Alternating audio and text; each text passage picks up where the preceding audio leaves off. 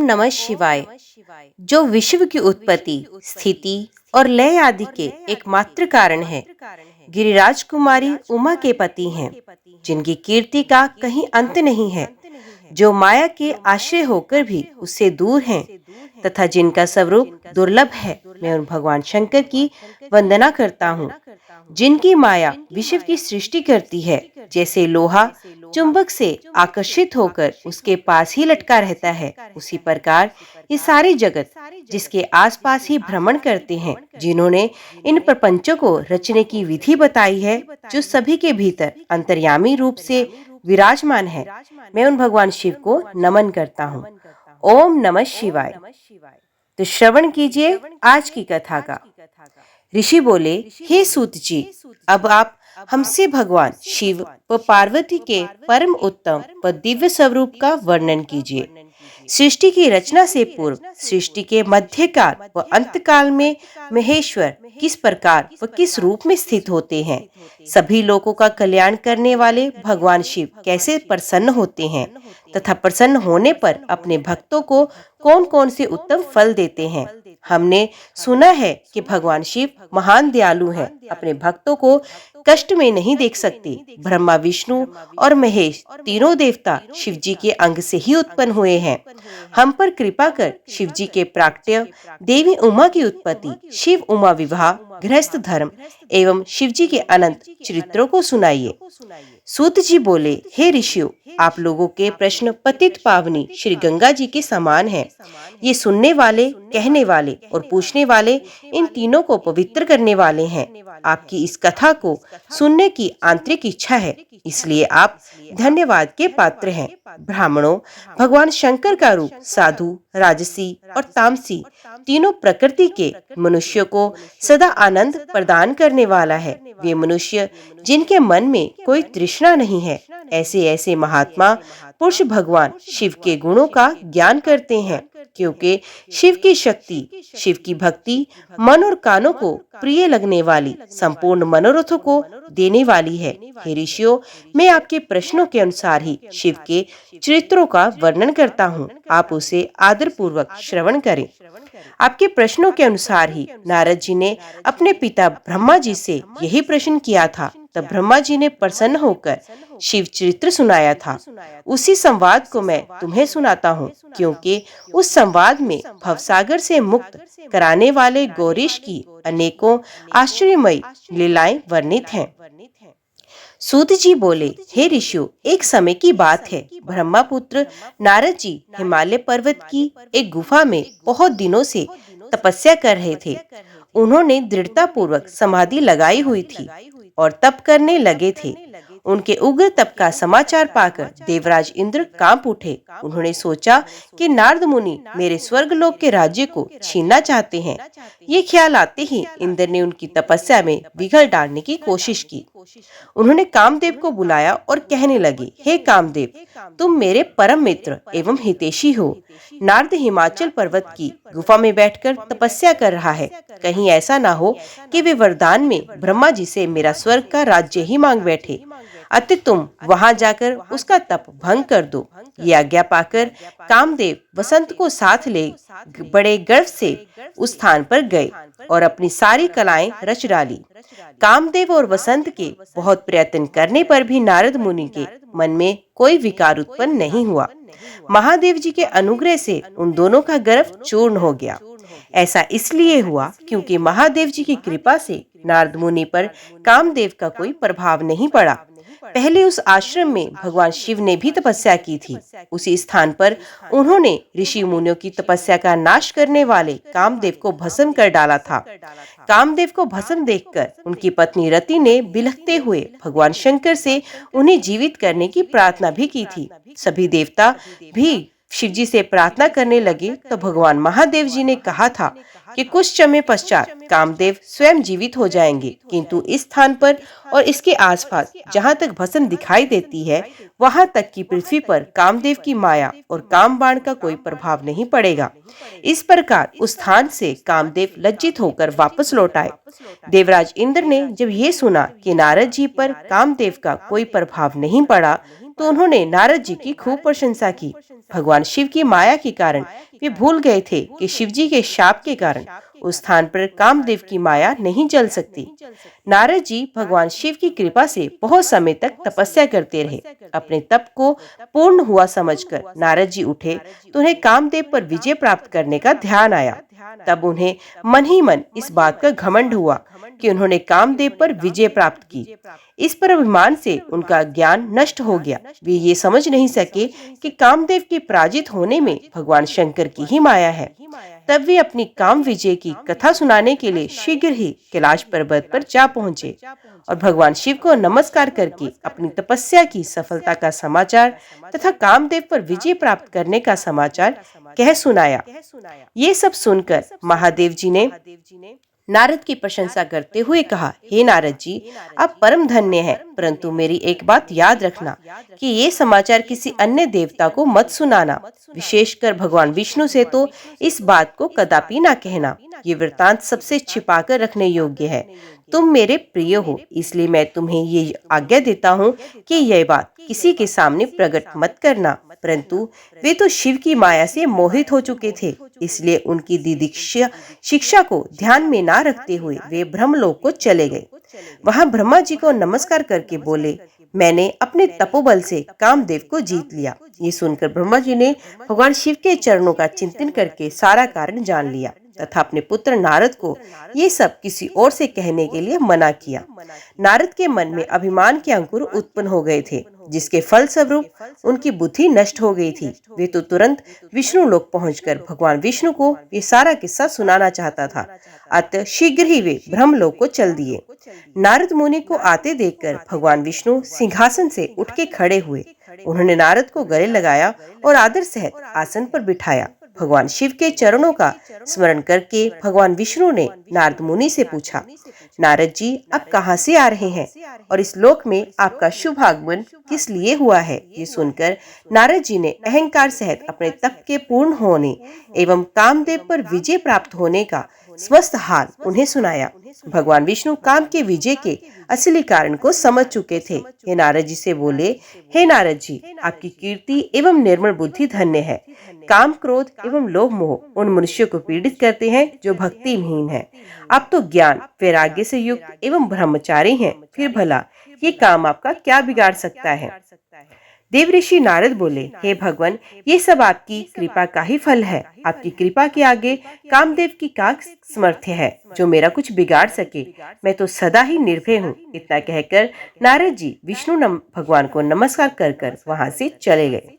सूत जी बोले, महर्षियों, नारद जी के चले जाने पर शिव जी की इच्छा से विष्णु भगवान ने एक अद्भुत माया रची। उन्होंने जिस ओर नारद जी जा रहे थे वहां एक सुंदर नगर बनाया।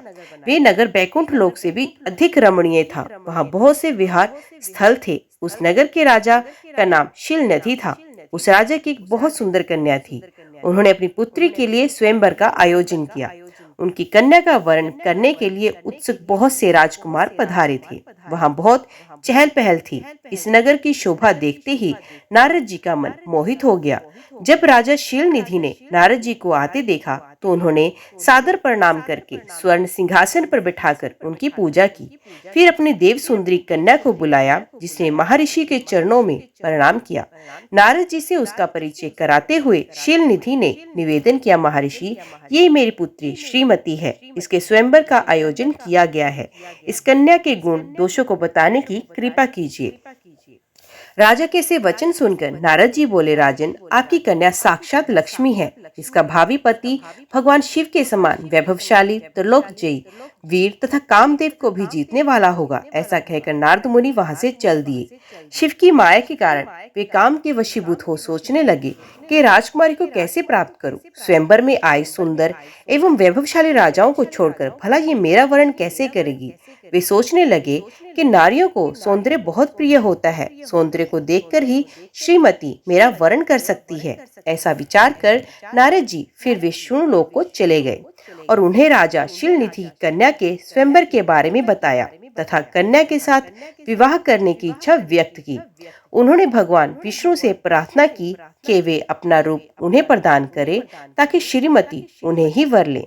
सूत जी कहते हैं, महर्षियों, नारद मुनि की ऐसी बात सुनकर भगवान मधुसूदन हंस पड़े और भगवान शंकर के प्रभाव का अनुभव करके उन्होंने इस प्रकार उत्तर दिया।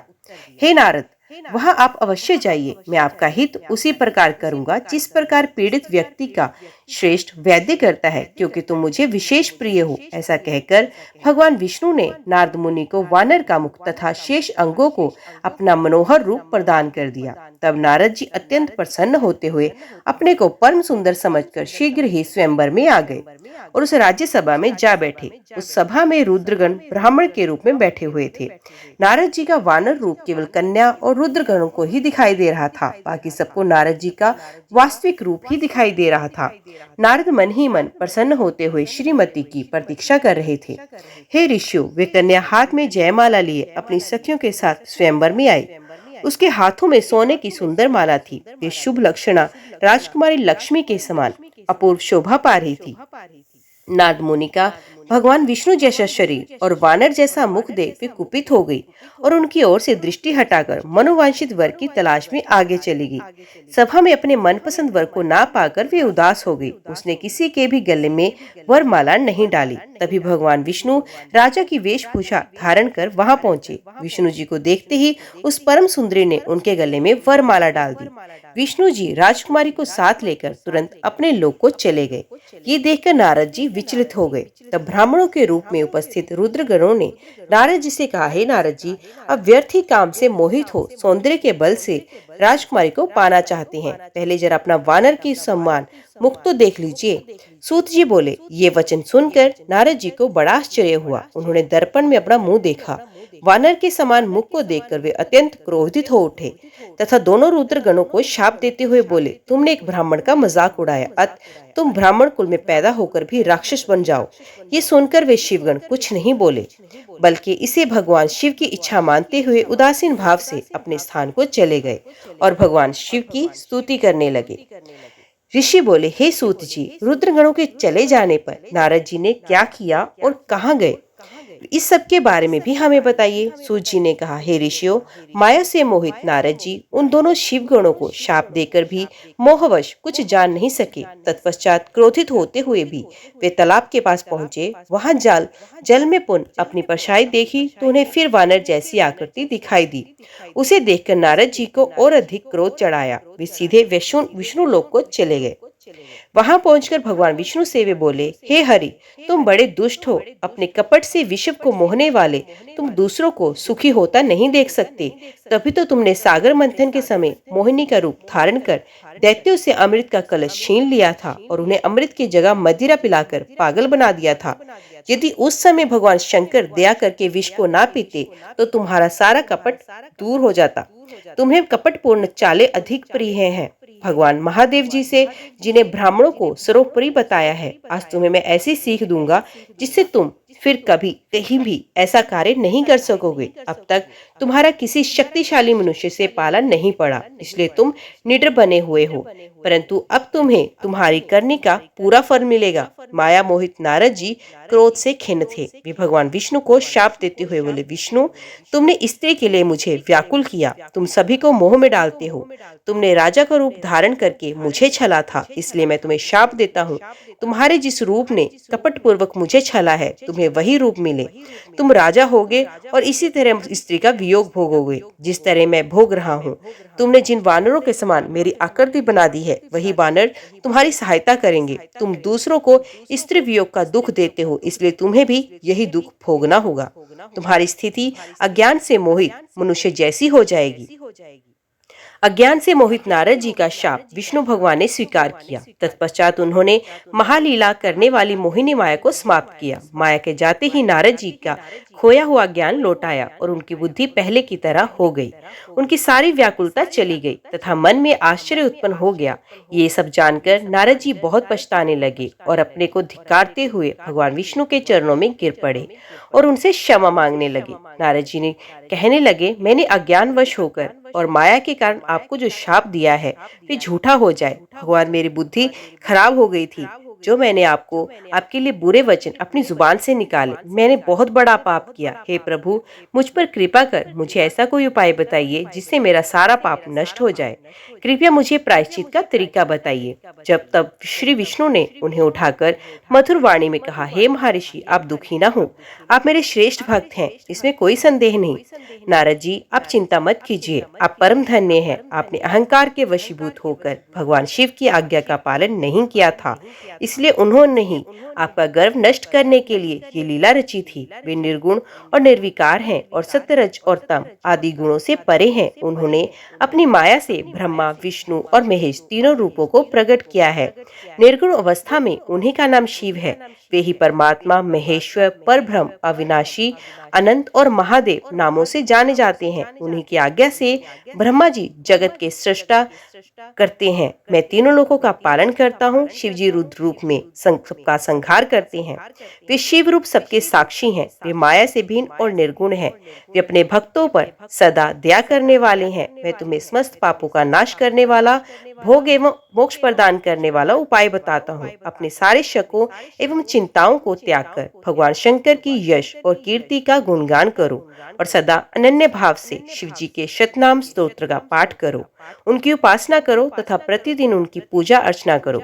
जो मनुष्य शरीर और मन, वाणी द्वारा भगवान शिव की उपासना करते हैं, उन्हें पांडित्य या ज्ञानी कहा जाता है। जो मनुष्य शिव जी की भक्ति करते हैं, उन्हें संसार रूपी भवसागर से तत्काल मुक्ति मिल सकती है।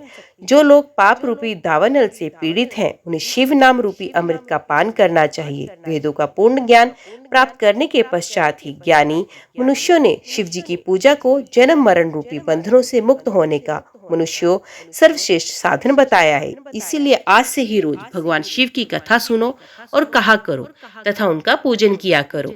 अपने हृदय में भगवान शिव के चरणों की स्थापना करो तथा उनके तीर्थों में निवास करते हुए उनकी स्तुति कर उनका गुणगान करो। इसके बाद नारद जी, तुम मेरी आज्ञा से अपने मनोरथ की सिद्धि के लिए ब्रह्मलोक जाना। वहां अपने पिता ब्रह्मा जी की स्तुति करके उनसे शिव महिमा के बारे में पूछना। ब्रह्मा जी में शिव भक्तों में श्रेष्ठ हैं। वे तुम्हें भगवान शंकर का महात्म्य और शतनाम स्तोत्र अवश्य सुनाएंगे। आज से तुम शिव भक्ति में लीन हो जाओ, वे अवश्य तुम्हारा कल्याण करेंगे। ये कहकर विष्णु जी अंतर्ध्यान हो गए। सूत जी बोले, महर्षियों, भगवान श्री हरि के अंतर्ध्यान हो जाने पर मुनिश्रेष्ठ नारद शिवलिंगों का भक्ति पूर्वक दर्शन करने के लिए निकल गए। इस प्रकार भक्ति मुक्ति देने वाले अनेक शिवलिंगों का उन्होंने दर्शन किए। जब उन रुद्र गणों ने नारद जी को वहां देखा तो वे दोनों गण अपने शाप की मुक्ति के लिए उनके चरणों में गिर पड़े और उनसे प्रार्थना करने लगे, वे उनका उद्धार करें। नारद मुनि, हम आपके अपराधी हैं। राजकुमारी श्रीमती के स्वयंवर में आपका मन माया से मोहित था। उस समय भगवान शिव की प्रेरणा से आपने हमें शाप दिया था। अब आप हमारी जीवन रक्षा का उपाय कीजिए। हमने अपने कर्मों का फल भोग लिया।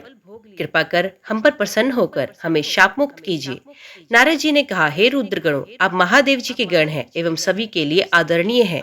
उस समय भगवान शिव की इच्छा से मेरी बुद्धि भ्रष्ट हो गई थी, इसलिए मोहवश मैंने आपको शाप दे दिया था। आप लोग मेरे इस अपराध को क्षमा कर दी, परंतु मेरा वचन झूठा नहीं हो सकता, इसलिए मैं आपको शाप से मुक्ति का उपाय बताता हूँ। मुनिवर विश्वा के वीर द्वारा तुम एक राक्षसी के गर्भ में जन्म लोगे। समस्त दिशाओं में रावण और कुंभकर्ण के नाम से प्रसिद्ध पाओगे। राक्षस राज का पद प्राप्त करोगे। तुम बलवान व वैभव से युक्त होगे। तुम्हारा प्रताप सभी लोगों में फैलेगा। समस्त ब्रह्मांड के राजा होकर भी भगवान शिव के परम भक्तों में होगे। भगवान शिव के ही दूसरे स्वरूप विष्णु भगवान के हाथों से मृत्यु पाकर तुम्हारा उद्धार होगा तथा फिर अपने पद पर प्रतिष्ठित हो जाओगे। सूत जी के कहने लगे। इस प्रकार नारद जी का कथन सुनकर वे दोनों रुद्रगण प्रसन्न होते हुए वहां से चले गए और नारद जी भी आनंद से सरोवर हो मन ही मन शिव जी का ध्यान करते हुए शिव तीर्थों का दर्शन करने लगे। इस प्रकार भ्रमण करते करते वे शिव की प्रिय नगरी काशीपुरी में पहुंचे और काशीनाथ का दर्शन कर उनकी पूजा उपासना की। श्री नारद जी शिव जी की भक्ति में डूबे उनका स्मरण करते हुए ब्रह्मलोक को चले गए। वहां पहुंचकर उन्होंने ब्रह्मा जी को आदरपूर्वक नमस्कार किया और उनकी स्तुति करने लगे। उस समय उनका हृदय शुद्ध हो चुका था और उनके हृदय में शिव जी के प्रति भक्ति भावना ही थी और कुछ नहीं। नारद जी बोले, हे पितामह, आप तो परब्रह्म परमात्मा के स्वरूप को अच्छी प्रकार से जानते हो। आपकी कृपा से मैंने भगवान विष्णु के महात्म्य का ज्ञान प्राप्त किया एवं भक्ति मार्ग, ज्ञान मार्ग, तपो मार्ग, दान मार्ग तथा तीर्थ मार्ग के बारे में जाना, परंतु मैं शिव तत्व के ज्ञान को अभी तक नहीं जान पाया। मैं उनकी पूजा विधि को भी नहीं जानता। अब मैं उनके बारे में भी सब कुछ जानना चाहता हूँ। मैं भगवान शिव के विभिन्न चरित्रों, उनके स्वरूप तथा वे सृष्टि के आरंभ में, मध्य में किस रूप में थे, उनकी लीलाएं कैसी होती हैं और प्रलय काल में भगवान शिव कहाँ निवास करते हैं, उनका विवाह तथा उनके पुत्र कार्तिकेय के जन्म आदि की कथाएं मैं आपके श्रीमुख से सुनना चाहता हूँ। भगवान शिव कैसे प्रसन्न होते हैं और प्रसन्न होने पर क्या क्या प्रदान करते हैं, इस संपूर्ण वृत्तांत को मुझे बताने की कृपा करें। अपने पुत्र नारद की ये बातें सुनकर पितामह ब्रह्मा बहुत प्रसन्न हुए। ब्रह्मा जी ने कहा, हे नारद, तुम सदैव जगत के उपकार में लगे रहते हो। तुमने जगत के लोगों के हित के लिए बहुत उत्तम बात पूछी है, जिसके मनुष्य सुनने से मनुष्य के सब जन्मों के पापों का नाश हो जाता है। उस परम ब्रह्म शिव तत्व का वर्णन मैं तुम्हारे लिए कर रहा हूँ।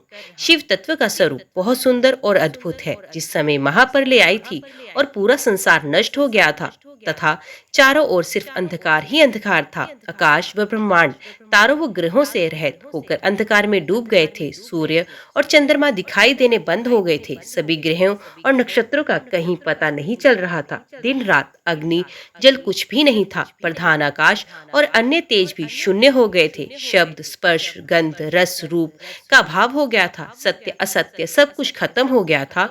तब सिर्फ सत्य ही बचा था। उस तत्व को मुनिजन एवं योगी अपने हृदय के भीतर ही रखते हैं। वाणी, नाम, रूप, रंग आदि की वहां तक पहुंच नहीं है। उस परम ब्रह्म के विषय में ज्ञान और अज्ञान से किए गए संबोधन के द्वारा कुछ समय बाद अर्थात सृष्टि का समय आने पर एक से अनेक होने के संकल्प का उदय हुआ। तब उन्होंने अपनी लीला से मूर्ति की रचना की। वे मूर्ति संपूर्ण ऐश्वर्य तथा गुणों से युक्त, संपन्न, सर्व ज्ञानमयी एवं सब कुछ प्रदान करने वाली है। यही सदाशिव की मूर्ति है। सभी पंडित विद्वान इसी प्राचीन मूर्ति को ईश्वर कहते हैं। उसने अपने शरीर से स्वच्छ शरीर वाली एवं सब स्वरूप भूता शक्ति की रचना की। वही परम शक्ति, प्रकृति, गुणमयी और बुद्धित्व की जननी कहलाई। उसे शक्ति, अंबिका, प्रकृति, संपूर्ण लोगों की जननी, त्रिदेवों की माता, नित्य और मूल कारण भी कहते हैं। उसकी 8 भुजाएं एवं मुख की शोभा विचित्र है। उसके मुख के सामने चंद्रमा की कांति भी क्षीण हो जाती है। विभिन्न प्रकार के आभूषण एवं गतियां देवी की शोभा बढ़ाती हैं। वे अनेक प्रकार के अस्त्र शस्त्र धारण किए हुए हैं। सदा शिव को ही सब मनुष्य परम पुरुष, ईश्वर, शिव शंभु और महेश्वर कहकर पुकारते हैं। उनके मस्तक पर गंगा, भाल में चंद्रमा और मुख में 3 नेत्र शोभा पाते हैं। उनके 5 मुख हैं तथा 10 भुजाओं के स्वामी एवं त्रिशूलधारी हैं। वे अपने शरीर में भस्म लगाए हैं। उन्होंने शिवलोक नामक क्षेत्र का निर्माण किया है। ये परम पावन स्थान काशी नाम से जाना जाता है। ये परम मोक्षदायक स्थान है। इस क्षेत्र में परमानंद रूप शिव पार्वती सहित निवास करते हैं। शिव और शिवा ने प्रलय काल में भी उस स्थान को नहीं छोड़ा, इसलिए शिव जी ने इसका नाम आनंद वन रखा है। एक दिन आनंद वन में घूमते समय शिव शिवा के मन में किसी दूसरे पुरुष की रचना करने की इच्छा हुई। तब उन्होंने सोचा कि इसका भार किसी दूसरे व्यक्ति को सौंपकर हम यहीं काशी में विराजमान रहेंगे। ऐसा सोचकर उन्होंने अपने वाम भाग के 10वें अंग पर अमृत मल दिया, जिससे एक सुंदर पुरुष वहां प्रकट हुआ, जो शांत और सत्व गुणों से युक्त एवं गंभीरता का अथाह सागर था। उसकी कांति इंद्रनील मणि के समान श्याम थी। उसका पूरा शरीर दिव्य शोभा से चमक रहा था तथा नेत्र कमल के समान थे। उसने हाथ जोड़कर भगवान शिव और शिवा को प्रणाम किया तथा प्रार्थना की कि मेरा नाम निश्चित कीजिए। ये सुनकर भगवान शिव हंसकर बोले, हे सर्वत्र व्यापक होने से तुम्हारा नाम विष्णु होगा। तुम भक्तों को सुख देने वाले होगे। तुम यहीं स्थिर रहकर तप करो, वही सभी कार्यों का साधन है। ऐसा कहकर शिव जी ने उन्हें ज्ञान प्रदान किया तथा वहां से अंतर्ध्यान हो गए। तब विष्णु जी ने 12 वर्ष तक वहां तप किया। तपस्या के कारण उनके शरीर से अनेक जलधाराएं निकलने लगी। उस जल से सारा सुना आकाश व्याप्त हो गया। वे ब्रह्मरूप जल अपने स्पर्श मात्र से पापों का नाश करने वाला था। उस जल में भगवान विष्णु ने स्वयं शयन किया। नार अर्थात जल में निवास करने के कारण वे नारायण कहलाए। तभी से उन महात्मा से सब तत्वों की उत्पत्ति हुई। पहले प्रकृति से महान और उससे 3 गुण उत्पन्न हुए तथा उनसे अहंकार उत्पन्न हुआ। उससे शब्द, स्पर्श, रूप, रस और गंध एवं 5 भूत प्रकट हुए। उनसे ज्ञान इंद्रियां एवं कर्मेंद्रियां बनी। उस समय एकाकार 24 तत्व प्रकृति से प्रकट हुए एवं उनको ग्रहण करके परम पुरुष नारायण भगवान शिव जी की इच्छा से जल में सो गए। ब्रह्मा जी कहते हैं, देव ऋषि जब नारायण जल में शयन करने लगे तब शिव जी की इच्छा से विष्णु जी की नाभि से एक बहुत बड़ा कमल प्रकट हुआ। उसमें असंख्य नालदंड थे। वे पीले रंग का था और उसकी ऊंचाई भी कई योजन थी। कमल सुंदर, अद्भुत और संपूर्ण तत्वों से युक्त था। वे रमणीय और पुण्य दर्शनों के योग्य था। तत्पश्चात भगवान शिव ने मुझे अपने दाहिने अंग के उत्पन्न किया। उन महेश्वर ने अपनी माया से मोहित कर नारायण देव की नाभि कमल में मुझे डाल दिया और लीला पूर्वक मुझे प्रकट किया। इस प्रकार उस कमल के से पुत्र के रूप में मुझे जन्म लिया।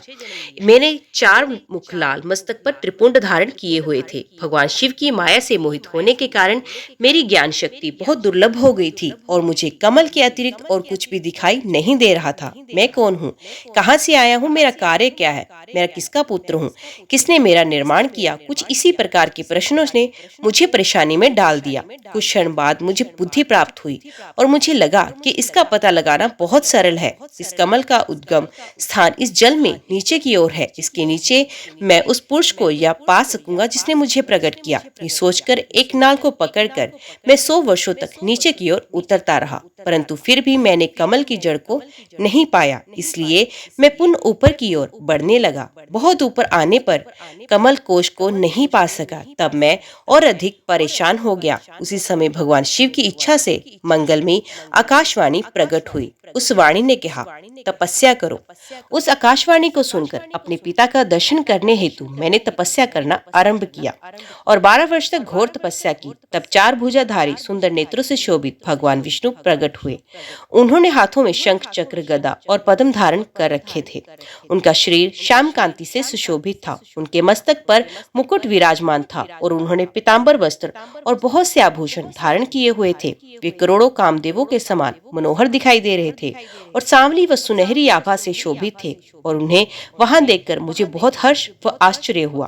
भगवान शिव की लीला से हम दोनों में विवाद छिड़ गया कि हम में बड़ा कौन। उसी समय हम दोनों के बीच में एक ज्योतिर्मय लिंग प्रकट हुआ।